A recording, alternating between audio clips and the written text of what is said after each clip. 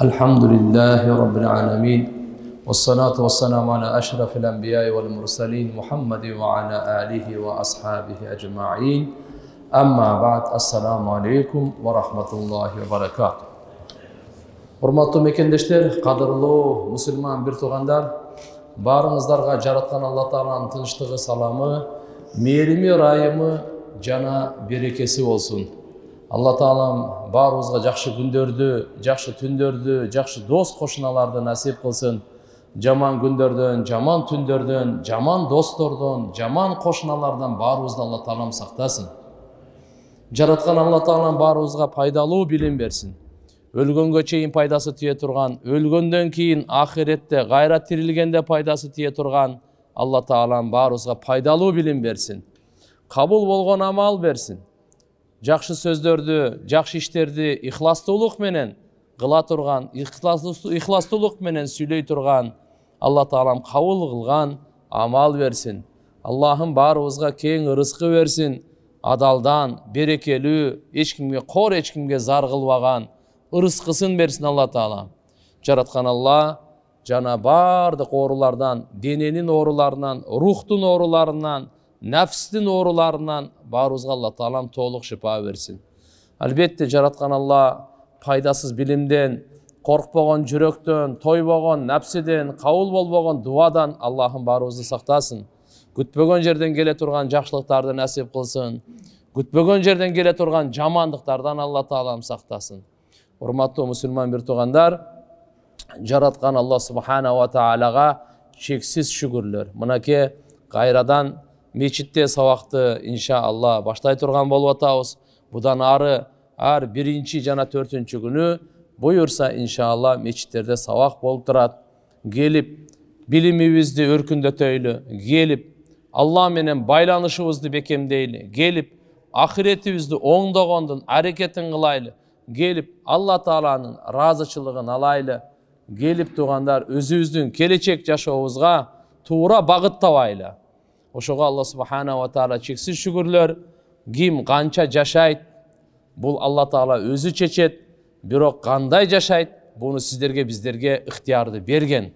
Ошон үчүн мечиттер Allah Ta'ala'nın үйлөрү, Кудайга шүгүр, мына Allah Ta'ala'ma чексиз шүгүрлөр. Кайрадан да мына элибизде мына ул аты өчкүр коронавирус илдети азайып, кайрадан да алхамдулилла мечиттерге сабактар уюштурулуп атат. Буюрса жакшы дуа кылайлы, жакшылык болсун, тынчтык болсун, ынтымак болсун. Allah Ta'alam берекелүү, ынтымактуу, нурлуу, ыймандуу, уяттуу жашоо берсин барыбызга. Барыбыз дуа кылышыбыз керек. Бири-бирибизге дуа кылайлы, мамлекетибизге дуа кылайлы. Allah Ta'alam ушул эгемендүүлүгүбүздү, дин эркиндигин Аллахым түбөлүктүү кылсын деп, ар бир жарандын укугу сакталсын деп. Туугандар, дүниөнүн да ахиреттин курулуусуна Allah Ta'ala Кур'анда, пайгамбар сүннөттө негизги эки шарт коюп койгон. Ал кайсы? Иман, экинчиси амали салих. Иман, амали салих менен дүние да коңолот, ахирет да коңолот. Иман, амали салих менен дүние дагы курулат, ахирет да курулат. Ким дүниеде бактылуулукту кааласа, түбөлүктүү ахиретте бейишти кааласа, ага оңой эле жол. Ал кембагал болсо бай болгондун кереги жок, бай болсо кембагалдыкка түшкөндүн кереги жок, бадыша болсо кул болгондун кереги жок, кул болсо бадыша болгондун кереги жок, эркек болсо аял болгондун кереги жок, аял болсо эркек болгондун кереги жок ага ыймандуу болгондун кереги бар.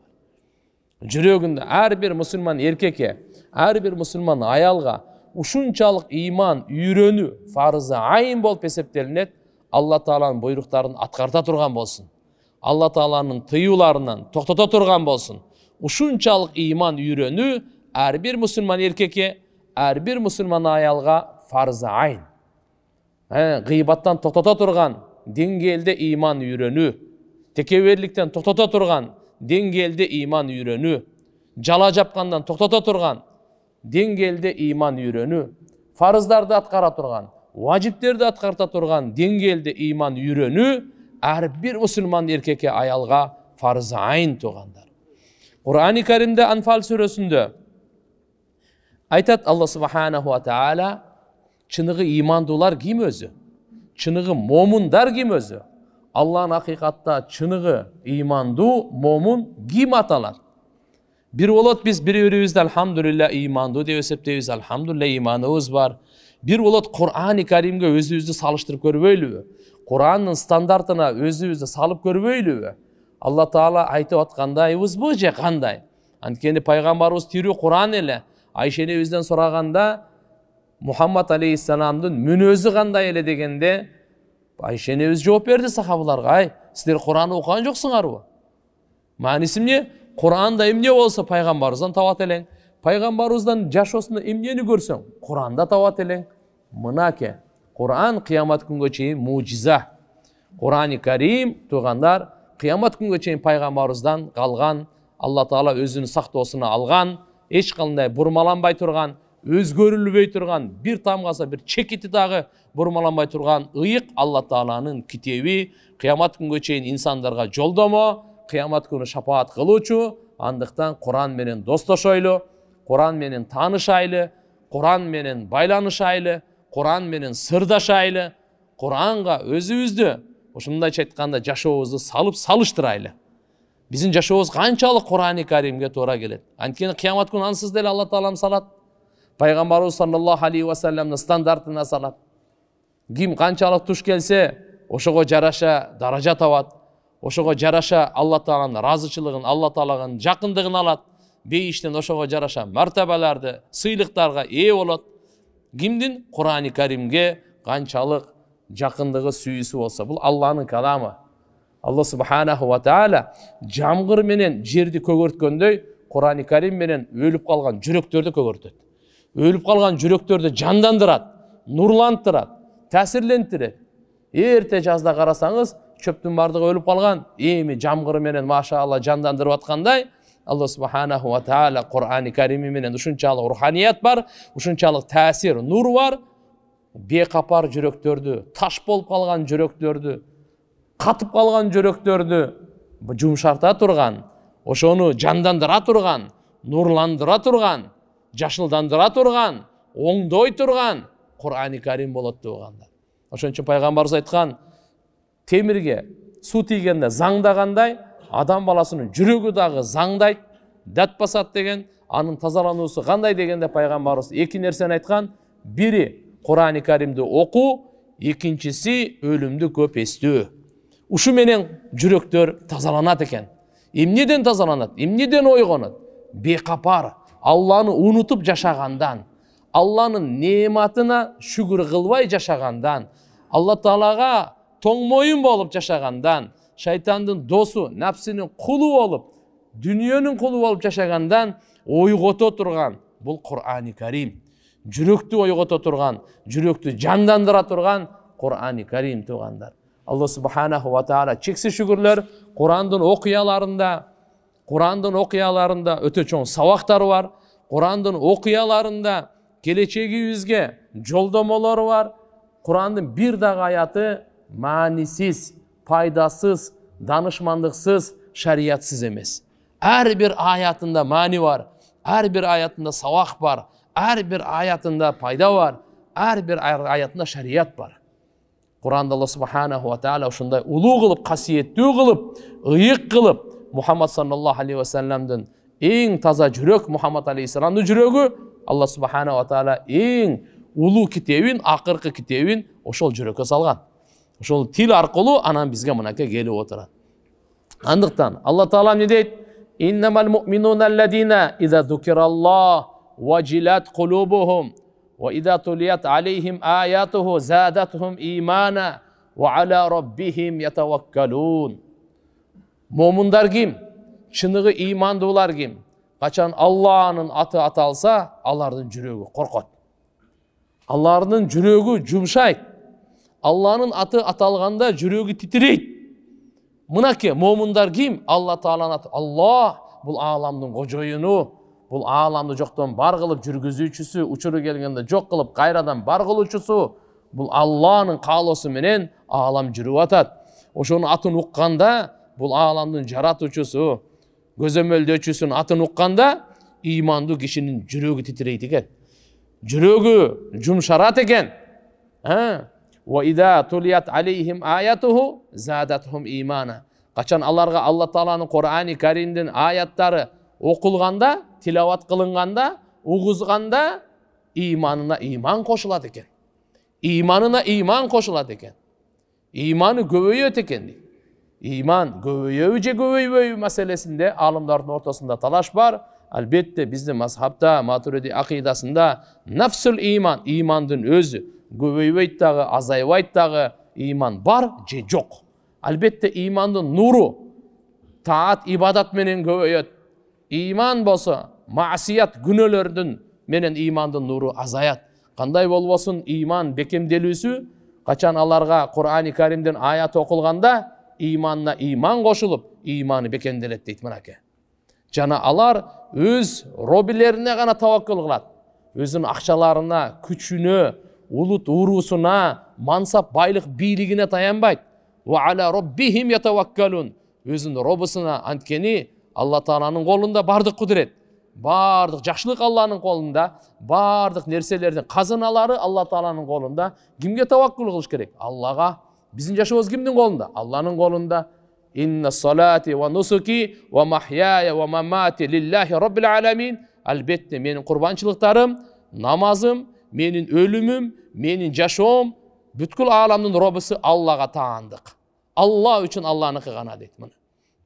Demek Allah subhanahu wa ta'ala yaşa berүүчү, biz Allah'a tavakkul kılabız. Rızkı kimnin kolunda? Allah Taala'nın kolunda. Biz Allah'a tavakkul kılabız. Bakıt kimnin kolunda? Biyadikal hayır, Allah'ın kolunda. Biz Allah'a gana tavakkul. Amandık kimnin kolunda? Allah'ın kolunda. Allah'a gana tavakkul kılabız. Beyiş kimnin kolunda? Allah'ın kolunda. Allah'a gana tavakkul kılabız. Perzent kimnin kolunda? Allah'ın kolunda. Allah'a tavakkul kılabız. Din soğluk kimnin kolunda? Allah'ın kolunda. Allah'a gana tavakkul kılabız. Allah Kur'an'da aytat: "Ve in min şey'in illa indana khazainuhu ve ma nunazziluhu illa bi qadarin ma'lum." Bir dağı nerse yok, anın kazanaları bizden aldığımızda bolbogon. Biz birok belgili ölçömde gana jerge düşüröbüz deyt. Her bir nersenin kazanası Allah'ın aldında. Hidayattın kazanası Allah'ın aldında. Rızkının kazanası Allah'ın aldında. Nurdun kazanası Allah'ın aldında. Bardık nersenin kazanası Allah'ın aldında. Oşonduktan momun adamlar kimder? Allah'ın atın uqqanda jürögü titirep, jürögü jumşargandar, jürögü korkup, Allah Taala'dan korkup, günönü taştagandar, jana kaçan Allah'ın ayatı okulganda imanına iman koşulup, imanı bekemdelgenler, jana öz robularına tavakkul kılgandar. Ellezine yuqimunas-salah ve mimma razaqnahum yunfiqun. Alarda qanday sıfatı var? Alar namazды turguzuşat. Çınığı iman dolar, namazды oңdашat. Namazды turguzuşat. Jana biz bergen ırıskıdan sarptaşat deyt. Biz bergen deyt Allah Taala. Barız dünyaya gelgende bir somda alıp gelgen emesbiz. Bir material alıp gelgen emesbiz. Bir nan karmap bu dünyaya gelgen emesbiz. Bu dünyaya ilave ele gelgenmiz. Uşunçalık ele var. İlave ele ak surptun üstünde geldik. Ak surptun kepindin üstünde getebiz. Bu dünyadan eş nerse alıp ketpeysin dağı, eş nerse alıp gelgen emessin. Bardığı Allah'nıkı. Lillahi ma fis semavati ve ma fil ard. Allah'a gana taandık. Jer, asman, eko'nun ortasındağı bardık mülk Allah'nıkı. Prosto sana oturumdu paydalanganга berip atat. Sen uşunu tuura adal jol menen paydalanasın mı? Je aram jol menen paydalanasın mı? Sana sınoo berip atat. Uşu dünyaga mas bolup, dünyanın kul bolup Allah'ını unutup kalasın mı? Je Allah Taala'ga kul bolup dünyanı özünün çeginde işletesin mi degen çoğun sınoo var tuğanlar. Demek Allah subhanahu wa ta'alaga Allah aytып atat, biz bergen dep atat. Bizde bir som jok ele. Bir tıyın, bir dollar жоқ ele. Kim bergen? Allah bergen. Oşodan sarttagıla. Kimge? Bebeçaralarga, kembagaldarga, jesirlerge, muhtajlarga, invalidlerge, tuğandarga, dostlarga, bala-çakaga, barına. Yunfiqun, sarttagandar. Allah Taala'nın biröge köbürak berse, biröge azırak berse, bu sınoo üçü sarttagandar. Danam ne deyt? Ulaika humul mu'minuna haqqa. Uğup algıla. Mına uşular gana çınığı momundar. Mına da kimde 5 sıfat bolsa çınığı momundar dep Allah Taala aytып atat. Mu'minuna haqqa, çınığı momundar uşular. Kayсы? Allah'ın atını uqqanda jürögü korkup, jürögü jumşargandar. İkincisi Allah'ın ayatın alarga tilavat kılinganda imanга iman koşulup, Анын алардыкы иманы бекемделгендер, өз робуларына гана таянгандар, таваккел кылгандар, намазды тургузгандар, жана биз берген ырыскыдан сарптап тургандар. Мынакей Алла субханаху ва таалага ким ушуларды айтып атат, ушу 5 сыпаты барлар. Улайка хумул муъминуна хаққа. Буларга эми кандай нерселер бар? Алланын тарабынан да уада коюп коюңуз. Эгерде сизде ушундай азыркы 5 сыпатты бар болсо, анда аларга огуңуз. Не дейт Алла Таала? Лахум даражатун инда раббихим. Аларга бейиште даражалар бар. Бейиште даражалар бар өз робусунун алдында. Даража дегенде мындайда bir rayonun atılığı olup, oblastin atılığı olup, respublikanın medalini aldı, prezidentin ordenini aldı. Kança bu çoğun sıyımıq. Ya, meyli, bulgo emi mamleketibizden eken. Emi bunay qaray turgan bolsok, el aralık бүткүл dünyada premiya, Nobelevski premiya aldı. Oho, qanday degen çoğun dank, qanday degen çoğun. Allah'ın aldında darajalar, martabalar, sıylıklar al taptakır bölük. Bu bendeniki, bu mahluktu koyum. Ne oldu al? Mına kim uşunu beşeğini dayardasa, birinci alarga kuşka var, alarga darajalar var. Allah subhanahu wa ta'ala'nın aldında darajalar, martabalar var, çoğun sıylıklar var. Bu bir. İkincisi, ve mağfiratu ve rızkun karim, geçirimdүүлük var. Adam balası жаңылат, адашат, тайит, ар кандай болуп ката болот, күнөө болот. Адам баласында кандай болгон болсо, Алла Таала буну кечирип коет экен бардыгын. Кечирип коет экен. Жана аларга рызкын карим, ага сыйлуу рызкы бар. Сыйлуу рызкы бар, Алла субханаху ва тааланын бейишиндеги рызкы бар. Мен сөзүмдү көп узартпайын. Себеп башында азыр силерге айтып атканым, эмне үчүн туугандар, келиңиздер биз Кур'ан-ы Каримге аяттарын угуп, жүрөгүбүздү нурлайлы. Ошо аяттардын талабына аракет кылайлы, дуа кылайлы. Allah'dan soraylı, hakikatin ya Allah nasip kılgın, özün düşündürgün, tuğra düşünük bergin, amal kılganға jardan bergin, başkalarga tarqatkanға da күч кубат bergin. Buna bugün Kuda kalasa Ashabul Fil, Kur'an'ın okuyalarından Fil okuyası. Kur'an-ı Kerim'de bu okuyalar çındık. Kur'an-ı Kerim'de Allah Teala aytat, وَتَمَّتْ كَلِمَةَ رَبِّكَ صِدْقَ وَعَدْلَ.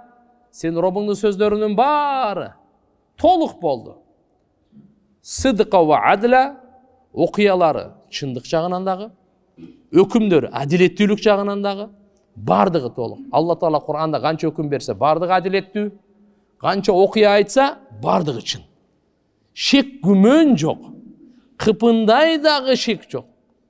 Şunun için Allah Subhanahu wa Taala Kur'an-ı Kerim'deki okuyan emne üçün aytabız? Oşo Kur'an-ı Kerim'deki okuyan uğup biz savak alaylı. Jaşoğuzga bir jakşı bir joldomo alaylı. Jaşoğuzga bir misal alaylı. Allah Taala bizge emnege kayırıp atatken. Oşonun birösü Peygamber sallallahu aleyhi ve sellem tuğulgan жылы oşo pil okuyası olgan. Pil eğeleri dep koyat. Ashabul Fil. Pil eğeleri. Al kanday okuya olgan. Peygamberimiz dünyaya gelir жылы. Şu bir жылдағы olgan okuya da. Aslında Allah Subhanahu wa Taala Suratul Fil, Pil süresini düşürgön. Araplarda fil dep koyat, biz pil dep koyabız, eki okşoş ele.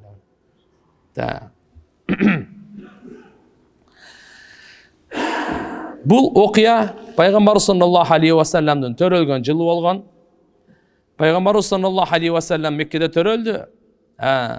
Maşhur kavl İbn Kasir rahmetullahi aleyh'in aytışı boyunca muhaddisinler bu okuyanı Peygamber sallallahu aleyhi ve sellem'den bir muciza katarı aytı.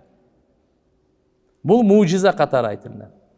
Peygamberimiz törölörden aldın bolup atkan okuyanı Allah Taala Kur'an-ı Kerim'de zikir kılıp koydu. Peygamberimiz tilimenen ayttırıp koydu. Oşun için bir muciza katarı. Antkeni birok muciza Peygamberimiz peygamber bolgondan keyin aytılış керек эле го. Bu Peygamberimiz törölgön жылы болуп атат. Кандай muciza болот dese, Araplarda bunu şu muciza katarı dep bilebиz. Atak bunun sözü arhas dep koyat eken.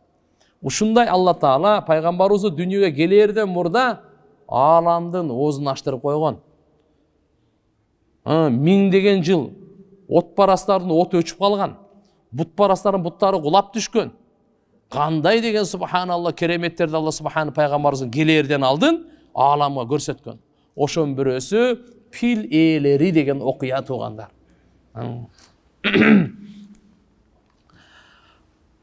Асхабул филдин окуясы тарих жана хадистин имамы Ибн Касир рахматулла алейх айтат, Йемендеги бадышалардын бири Химяр деген бадыша болгон экен, Йемендин. Өзү бутпарас болгон экен, мушрик болгон экен. Ошолордун эң акыркысы бадышасы Зу Навас деген болгон экен.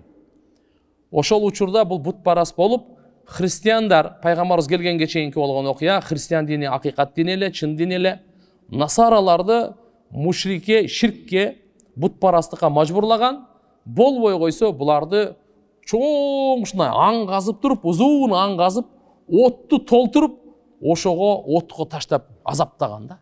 Тирүүлөй адамдарды отко күйгүзгөн. Зу Навас деген ушундай бадыша, ошо христиан динге ибадат кылып, ошо христиан дин Иса пайгамбардын инжилин кармагандарды, ошолордун баардыгын ширкке аларды болсо мажбурлаган. Ширк келтирбейсиңби? Давай деп. Ошондойдон 20 000 киши деп айтат. 20 000 кишини Асхабул Ухдуд деп коет, аң ээлери деп Буруч сүрөсүндө келет. Кутила Асхабул Ухдуд. Алларга ошо каргыш болсун, Алланын лаанаты болсун, өлтүрүлсүн депчи. Аларга кенен ошол бадыша Зу Навас деген ушундай кылып өлтүргөндө эптеп-септеп 2 адам качат экен аерденчи. Качып келип, алар Кайсар, Шам мамлекетине, ошо христиандардын Кайсар деп коет, ошол мезгилде Кисра деп Ирандыкы бадышасы болгон, кармап турган, Кайсар деген христиандардыкы болгон. Ошол Кайсарга келип арызданат. Мына Зу Навас деген канча христиандарды өлтүрдү. Будан өч албасаңыз болбойт. Булар ушу биздин зорго өзүбүздүн жаныбызды сактап кутулуп келдик деп ошол экөө келет. Андан кийин бул болсо зулумдуктун өчүн алыш үчүн Кайсар Шам мамлекетинин бадышасын Хабаша деп коет, Эфиопия. Буга кат жазат. Ал христиан болчу. Йеменге жакын эле. Айтат, мына ушу залымдын зулумдугунан өчүн албасаңар болбойт деп чоң бир аскерлерди дайындайт дагы 2 командирин Арбат, Абраха ошого берип туруп экөөнү жөнөтөт. Аскерлер барат дагы баягынын талкалап, Зу Навастын бардыгын талкалап аларды өлтүрүп, өзү качып сууга чөгүп анан өлөт. Жыйынтыгында Йемен булардын колуна тийип калат. Хабашалардын колуна тийип калат. Ошол жердеги Арбат менен Абраханын ортосунда дагы жаңжал болуп, Арбат өлөт дагы, Абраха калат. Абраха деген ошол Каабаны талкалайм деген ошо Абраха болот. Мына ал азыркы биз кыблабызды, Макка Мукаррамада кыбланы ошо пилдер менен келген, ошонун аты, ошол бадыша аты Абраха. Эми бул Абраха аркылуу Йемендеги бадыша Хабашанын колунда, кийин бул ошол жерге губернатор болот дагы. Йеменге колуна алгандан кийин өтө чоң чиркөө салат экен. Бул христиан болгон. Чиркөө салат Йеменге. Йеменге чиркөө салат, укмушаны салат, алтын, күмүш, жана ушундай бир жауһарлардан баарынан толтуруп салып, анын максаты ушул болот. Ал жерде Йемендеги араптар жыл сайын ажылыкка Меккеге барышат да. Ошолорду токтотуш үчүн. Эми анан кийин жарыялат, будан кийин Меккеге барганыңарды көрбөйүн. Токтойт ажылык. Эгерде силер ажылык кыла турган болсо, мына мен Кудайдын үйүн салдым, чиркөөнү салдым, ушул жерге сыйынасыңар деп ушундай кылып коет. Риваяттарда келет, субханалла, аны салганда бирөө барып кажетин да бүтүрүп коет. İçin bulgap koyat da. Mına dep, mına sen Kudayдын үйү деп кайсы деп. Бирок адамдар укпай эле тияка бара бергенден жүрөгүнөн баягы көрө албастык келет дагы. Мен бул Каабаны талкаламайынча бул чиркөөгө эч ким келбейт окшойт. Ошон үчүн мен бул Каабаны талкалабасам болбойт деп өзүнүн баягы Шамдагы Кайсардан уруксат сурайт. Ал болсо анан пил берет. Пил эми күчтүү жаныбар. Ал убакта азыркы немелер болгон эмес, аттан да күчтүү да. Себеп Каабаны стундар менен турган, аны көчүрүп, голатып, алиязу билля талкалаш үчүн пилдин да күчү керек дагы. Ошон үчүн эң чоң пил Махмуд деген пил, ал менен бирге 8 пилди да кошуп, аскерлердин бардыгын берип, даярдыкты көрө баштайт. Себеп деген алар барып Меккеде пайғамбарыбызга чейин деле Кабаны арабтар ширкке батып кетсе дагы Алланын үйү деп сыйлайт эле. Ага таваф кылат эле. Ал да шарапаты, алары сыймыгы болчу булардынчы. Алла субхана ва таалага. Кандай болбосун, бул киши кабар жетет. Меккеликтерге, арабтар кабар жетет. Абраха өзүнүн аскерлери менен, пилдери менен келип, Кабаны талкалайт экен. Ошого биз дагы согушка даяр болойлу деп ал болсо бардык аскерлерин согушка даярдыгын көрө баштайт. Макул бүтүп, себеп дегенде ал арабта бутпарастык үстөн болгону менен дини Ибрахим пайгамбардын дини жана Кабанын урматы, мухаббаты алардын жүрөгүнө сиңип калган эле. Аднан, Кахтан, Курайштын уруулары өтө ачууланып, бул эгерде келе турган болсо биз көрсөтөбүз ага деп кыскасы канисасындагы булгап кээ бир риваяттарда келет, бирөө барып өрттөй берген экен, ошол чиркөөсүн өтө чоң зыян тартып калат бул. Ушул душмандык күчөйүп кетет. Абраха кабар жетет. Абраха кабар жеткенде ушу бир Курайши келип ушуну өрттөдү дегенде бул ант ичет Абраха. Ант ичет, мен дейт, булардын Кабасын кыш кылып туруп талкалап, кирпичке бөлүп талкаламайынча кайтпаймын дейт мына. Булар Йеменде турат. Каба Макка Мукаррамада. Ушунчу банамо даярдыгын көрүп атат. Абраха даярдыгын көрө баштады. Наджаши бадышага уруксат алды. Ал өзгөчө пилди берди, Махмуд деген пил.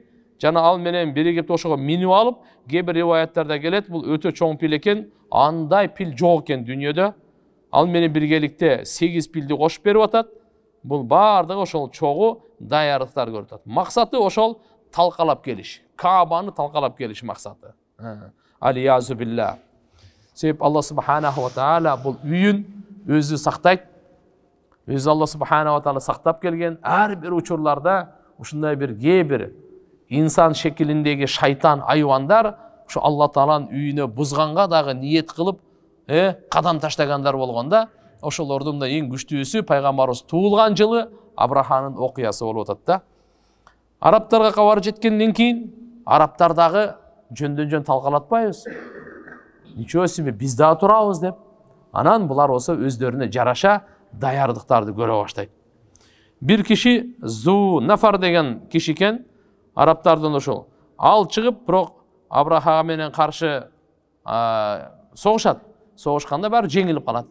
Эми Алла Таала өзүнүн кудуретин көрсөтмөгөндө каалаган экен, бу Абраханы бир көрсөтүп, бүткүл дүйнөдөгү тарыхтарга, христиандарга, яһудилерге, мушриктерге баарына кыямат күнгө чейин бир сабак кылып коеюн деп Алла субханаху ушундай кылса керек да.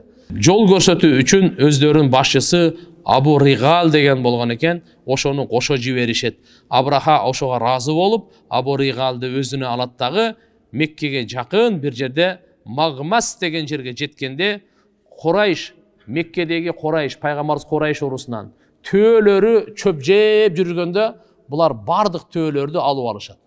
Абраханын аскерлери бардык төөлөрдү өздөрүнө айдап келип алат, бунун аскерлеринин бардыгы. Айдап келип алат. Ошол төөлөрдүн арасынан 200 төө пайгамбарыбыз саллаллаху алейхи ва салламдын чоң атасы Абдул Мутталиптики болот. Андан башка да төөлөр бар. Бирок Абдул Мутталиптин төөсү 200 төө ошонуку. Аны да алып алышат да булар. Ал Абдул Мутталип ким? Ал Курайштын башчысы, жетекчиси, аксакалы. Абраха ал жерге жеткенден кийин өзүнүн да бир элчисин анан кийин жиберет меккеликтерге. Бар. Эй меккеликтер, биздин силер менен эч кандай согушу ниет жок. Биз бир гана Кабаны талкалайбыз болду дейт. Эгерде силер каршылык тура турган болсоңор, анда силерди кошо талкалайбыз. Эгерде жашайм дей турган болсоңор, силер чыгып тургула Меккеден, тооларга, талаларга, биз Кабаны талкалайбыз, биздин силер менен эч кандай душмандыгыбыз жок дейт. Мынаны жиберет. Курайштын чоңуна кабар жеткенден кийин, мына булардын максаты Кабаны талкалаш деп, эгер силер тоскоолдук кылсаңар, анда силерге да зыян жетет деп айтып атат.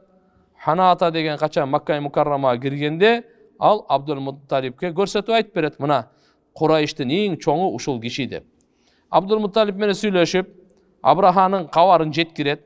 Ибн Исхактын риваяты боюнча Абдулмутталиптин бул жооп мындай кылат.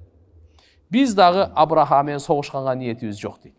Анткени ушундай күчтүү аскерлери менен келатса, биз аларга туруштук бере албайбыз, согуша албайбыз, ниетибиз жок. Биздин күчүбүз дагы ага жетпейт. Албетте, ушуну айтып коеюн, бул Алланын үйү дейт. Биз согушпайбыз, согушканга күчүбүз деле жетпейт. Бирок ал Каабаны талкалайм деп келип атат, Байтулланы. Бул ушуну кабарын берип коеюн, бул Алланын үйү. Эстетип коеюн, эскертип коеюн, бул Алланын үйү. Аны Ибрахим пайгамбар курган. Аны сакташлык ал өзүнүн мойнунда, Алла Тааланын өзүнүн жоопкерчилигинде. Ким эгерде ошондой кыла турган болсо, Алла менен согуш жарыяланганга барабар. Эгерде кааласа андай кыла берсин дейт. Ханата деген Абдулмутталиптин бул айтканын барып туруп, сиз мен менен жүрүңүз, Абраха менен жолуктурайын дейт Абдулмутталипти. Элчиси да бул Ханата. Макул деп туруп анан кийин барат. Абрахага барып учурашканга барганда Абдулмутталипти көргөндө, себеп Абдулмутталип өтө сүрлүү, нурлуу, чырайлуу, ушундай аксакал киши болгон болот да. Аны бир көргөндө эле баягы хан тагынан түшөт. Ой, бул ушундай киши турбайбы деп таасирленип элечи, түшүп жанында мындай жерге отурат, бетмен бет. Отуруп анан кийин айтат. Абдулмутталипке карап, өзүнүн котормочусу бар экен. Будан сурачы, эмне максатта келди деп айтат. Абдулмутталиптен сурачы, эмне максаттан келди деп котормочусу айтса, Абдулмутталип айтат. Мен зарылчылык ушундай, сиздин аскерлериңиз бир топ төөлөрдү алып алган экен, ошол жерде мен 200 төөм бар. Ошол 200 төөмдү бергиле, мен ошон үчүн эле келдим дейт. Абраха таржыманын айтат. Бул ушу Кааба тууралуу сүйлөшкөнү келди деп ойлосом, мен будан таасирленсем, бул мындай эле бир 200 төөөнү айтат го бул. Бул кандай адам деп. Мен ушул урмат сыйы жүрөгүмдө бар эле, азыр урмат сыйы жок эле болуп калды дейт. Ана Абдулмутталип айтат. Мен бул төөлөрдүн ээси менмин. Ол Каабанын ээси мен эмесмин. Ол Каабанын ээси өзү бар ал. Ал өзү сактап алат. Мен өзүмдүн төөмү сактап алсам болду ушул дейт. Мынандай деп айтат. Буга бул таң калат. Бул таң калып анан кийин, бул эмне деп атат эми? Силердин ата бабаларыңардын диниңер. Ошону мен талкалаганга келип атсам, ошол тууралуу сөз ачпай туруп эле ушундай деп атасыз деп. Субханалла, бул айтат, мен Алла Таалага мынтип касам ичейин, ыктыяр, бул Алла өзү сактап алат. Буну жамандык болуп калышы мүмкүн. Бирок эгерде кааласаңар кыла бергиле дейт анда. Кааласаңар кыла бергиле. Кээ бир риваяттарда келет, Абдулмутталип менен дагы Курайштын бир топ аттуу баштуу кишилери келген экен. Абраханын алдына келгенде мындай, эгер сиз Байтуллага кол сала турган болсоңуз, чатак. Байтуллага кол салбай эле кайтып кетип калыңыз. Биз Тахама дейт, Тохаманын. Биздин ушу арабтардын ушунчалык чоң жеринен пайда болгон үшүрлөрдү, ошо дандардын баардыгы сизге как мындай налог катары төлөп берип турайлы дейт. Бирок Абраха буга болбой коет, макул болбой коет. Абдулмутталиптин төөлөрүн кайтарып берет, 200 төөнү. Анан бул Абдулмутталип төөлөрүн алат дагы Каабага барат. Каабанын ушу эшигин туткан кармап туруп, анан ошол жерден дуа кылат. Ошол жердеги Курайштер дагы барып дуа кылат. Аябай дуа карекке барды, чоң жамаат менен Алла Таала дуа кылат. Бул Абраханын чоң аскерине кантип биз туруштук бере алабыз? Буга туруштук бере албайбыз. Я Алла, өзүңдүн үйүңдү сактаган, сен өзүң билесиң деп аябай ыйлап дуа кылат. Бардыгы кийин тоолорго чыгып кетишет. Дуа кылган. Эми Абраха келет да. Азыр талкалаганга келет. Барды тоолорго тияк бияк таркап чыгып кетишет. Себеп дегенде бул жерде эки маселе бар дейт да. Биринчиси, эмне үчүн Байтулла боюнча, Кааба боюнча сөз кылган жок? Себеп дегенде каршылык кыла турган болсо күчү жетпейт, барып өлөт. Экинчиси, булар бекем ишенет эле, бул Алланын үйү, Алла өзү сактап алат деп. Ошон үчүн Байтулла Кааба боюнча сөз ачпай, өзүнүн мүлкү 200 төө боюнча сөз ачтырып, мага кайтарып берле деди да. Алла субханаху ва таала булдай ташбоор душмандын күчүн жок кылып сабак бериш үчүн мынакей ушуну тартипти түзгөн. Таң атканда Абраха Байтуллага кол салуунун даярдыгында көрүп, Махмуд аттуу төөсүн алдыга жылдырайын дегенде, Нуфайл ибн Хабиб ошо жол көрсөтүп келбеди беле, аны кармап албады беле. Ал ошол убакта алдыда экен, төөнүн кулагына айтат бул. Ошо Нуфайл ибн Хабиб деген кулагына кармап айтат, мындай дейт. Эгерде кайерден келсең ошол жака кетип кал дейт, төөнүн кулагына эле. Кайерден келсең ошол жака жакшына кетип кал дейт. Анткени бул Алла Тааланын аман шаары бул. Сен азыр аман шаарында турасың. Деп эле болду. Кулагына сүйлөп коет дагы таштап коет. Ушуну угар замат төө жатып алат. Уккан болду, төө жатып алат. Эми булар төөчүлөр, төө дейм да, пилчилер. Пили жатып алат, пил. От пилин тургуза албайт. Эч тургуза албайт. Урат, ана мурдунан тартат, ар нерсе кылат, бардыгын эме алат. Эч таптакыр турбайт да. Чапкыласа дагы болбойт, кыйнаса дагы болбойт. Пилчилер анан кийин буну карап туруп, аркага кайра, емен жакка тартса турат. Кайтайын депчи. Оң жагына тарса турат. 3 жакка турат дагы, бирок Кабаны карай баспайт да. Кабаны карай баспайт. Булар кайра эле, эч болбойт. Ошондой кылып 3 жакка басат дагы Каба тарапка баспайт. Алла субханаху ва тааланын кудретин көрүңүз кандай. Экинчи тараптан эле, дария чоң суу жактан анан кийин наркы Кызыл деңиз жак бекен. Ушундай абабил деп коет, топ-топ, ушундай бир көчкөндөн кичинерээк чымчыктар келет. Учуп келет. Алардын ар биринде 3төн кичинекей чоподон, баягы чопону катырып турупчу, бурчак-бурчактай болгон таштары бар экен. Тумшугунда бирден, 2 бутунда бирден. Алар эми чопо эми мындай эми ылайды эле катырып койгонда. Ошо менен келип эле мындай таштайт. Аллаху акбар, башынан кирип аягынан чыгат да. Бул октон дагы, бомбадан дагы катып кетет аларга. Бул жерде, ошол жерде субханалла, булар кырылып эле калат. Качат, төөлөрү, өздөрү бар дагы. Ар жерден өлүшөт. Бирок Абраха ал жерден өлбөйт. Алла Таала көрсөтмөкчү болгон, ар жерден чирип түшө берет иттери. Йеменге чейин барат, качып.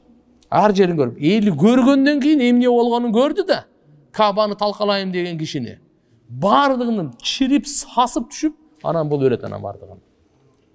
Ошо баягы пилдери дагы, пилчилерден бардыгы өлүп, экөө ошол жерде калып калат Меккеде. Экөө тең көр болот, экөө тең паралич болот. Буну Айша энебиз дагы, Асма энебиз радыйаллаху анхума айтат, ошол пилчилерден кийин ошо баягы келген, калып калган, көр паралич болуп калып, элдерден ошо тилемчилик кылып жүргөнүн көргөнбүз дейт, көрбөйсүзбү? Мынандай булардын акыбети бар, ушундай кылып бүтөт турганда. Ушуга эми Алла субханаху ва таала Кур'ан-ы Каримде атайы анан кийин сүрө түшүрдү. Суратул Фил бул Меккеде түшкөн, 5 аяттан турат. Бисмиллахир-рахманир-рахим. Мейримдүү райымдуу Алла Тааланын аты менен баштаймын. Алам тара кайфа фаала роббука би асхабил фил. Мынакы Алла субханаху ва таала аят түшүрүп атат. Эмне сен көрбөдүңбү? Сенин Роббуң кандай кылганын? Пил ээлерине. Пил ээлерине сенин Роббуң кандай мамиле кылганын, эй Мухаммад, сен көрбөдүңбү деп. Эми пайгамбарыбыз төрөлгөн жылы болуп атса кандай? Бул эми мисалы бул араб грамматикасында бекем, шек күмөнсүз, акыйкат менен чындык болгондо ушундай кылып айтылынат да, өткөн чак менен берилет. Кандай болбосун? Алам яжал кайдахум фи тадлил. Эмне Алла алардын айла амалдарын адаштырып койбодубу дейт. Алар бузбабыз деп келбеди беле. Кандай кылып койду тескерисинче. Ошон үчүн пайгамбар саллаллаху алейхи вассаламга айтып атат, пил ээлери менен кандай мамиле кылганды көрбөдүңбү? Максат ушул окуянын улуулугун жана ушунун коркунучтугуна эскертүү бериш үчүн. Андан кийин айтып атат, алардын тадбир, алардын айла амалдарын Алла субханаху не деп айла амалдар кандай эле? Кабаны бузабыз деп келген эле. Ушунун бардыгын жокко чыгарып койду го. Алардын бардыгын мынакей адаштырып койду го. Ва арсала алейхим тайран абабил. Жана Алла Таала аларга жиберди. Эмнени? Тайран канаттууларды жиберди. Абабил деген. Буну акыйкатта субханалла эч ким билбейт кандай чымчык экенин. Ошол убакта Алла Тааланын казынасынан келген чымчыктар булар. Субханалла, абабил деп. Тармихим бихижаратин мин сиджил. Алар тигилердин үстүнө бышкан чопо таштар менен атып урушты. Сижил деп бышкан чопону айтат. Бышкан чопонун таштары менен атып урушты. Фажаалахум каасфин маъкул. Ошентип Алла аларды чайналган самандай кылып таштады. Баягы уйлар, эшек аттар саманды чайнап туруп кеп таштап койду го. Ошондой кылып койду да. Аларды чайналган самандай кылып таштады дейт. Мынакей туугандар, жараткан Алла субханаху ва таала ушул окуя аркылуу өтө таң калыштуу окуя бул. Бардык араптардын жүрөгүнө, Курайштын улуулугун жүрөгүнө салган эле. Себеп дегенде бардыгы Курайшты урматташат эле. Булар жөнөкөй адамдар эмес. Булардын дуасы түздөн түз кабыл болот депчи. Ошо Алла таала кабыл кылып душмандарын жок кылган дейт Куртубиде, тафсирде. Ошол улуулугунун таасири ушундай болду. Меккедеги Курайштар кайсы мамлекетке соода тижарат үчүн сапар кыла турган болсо, жолдо аларга эч ким зыян жеткирбейт эле. Болбосо ошол кезде сапарлар коркунучтуу болот эле. Жол ошол жактагы адамдар жаман кылат эле да. Кыскасы кандай болбосун, урматтуу туугандар, мына Алла субханаху ва таала өзүнүн кудуретин көрсөтүп, үйүн сактаганын мындай кылып койгон. Ошондуктан мындай кара ниеттик болбош керек. Албетте бул хабаши неме болуп атат? Кыямат күнү эң акыркы белгилеринен Каба талкаланат. Пайгамбар саллаллаху алейхи ва саллям айткан, ошо Хабашадан келген эки балтыры мындай болгон, Зуайкатайн деп коет. Ошол келип Кабаны талкалайт экен. Өзүнүн аскерлери менен келипчи. Ошол анан бул Каба талкаланган күнү алам талкаланат. Каба талкаланган күнү эмне талкаланат? Алам талкаланат. Качанга чейин Каба бар, ошого чейин алам бар туугандар. Алла субханаху ва таала Кур'анда айткан: "Инна аввала байтин вуди'a лин-нас лаллади би Бакката мубарака ва худа лил-аламин." Инна аввала байт. Жерди Алла таала жаратып, адам жаран элек. Эми адамды Алла субханаху ва таала жаратты. Адамдарга эң биринчи үй, сыйынууга курулган үй, ибадат кылганга курулган үй. Вуди'a лин-нас би Бакка. Меккенин экинчи аты Бакка. Үчүнчү аты Уммул Кура, Баладул Амин дейт. Аттары көп. Ушуну Бакка шаарында курулду. Алла таала Кабаны куруп койду эки максат үчүн: хидаят жана береке. Хидаят жана береке. Бүткүл адамзатты туура жол тапканга хидаят деп коет муну. Береке өмүрүнө, ден соолук, ырыскысына, бала чакасына береке табам десе мына. Ошон үчүн Байтулла Кабаны Алла субханаху ва таала ушундай кылып койгон туугандар. Жараткан Алла бардык мусулмандардын жүрөгүнө, бүткүл адамзатка Кабанын улуулугун, Кабанын сыйын, урматын жүрөгүбүзгө салсын. Алхамдулилла, ушул жерде туруп дагы биз кыбланы карап намаз окуйбуз. Жараткан Алла субханаху ва таала баарыбызга кыбланы карап, Алла тааланы сүйүп, Алланын үйүнө жүздөнүп, намаз окуп, Алла тааладан хидаят жана берекени сурай тургандардан, хидаят жана берекени тапкандардан кылган болсун. Амин.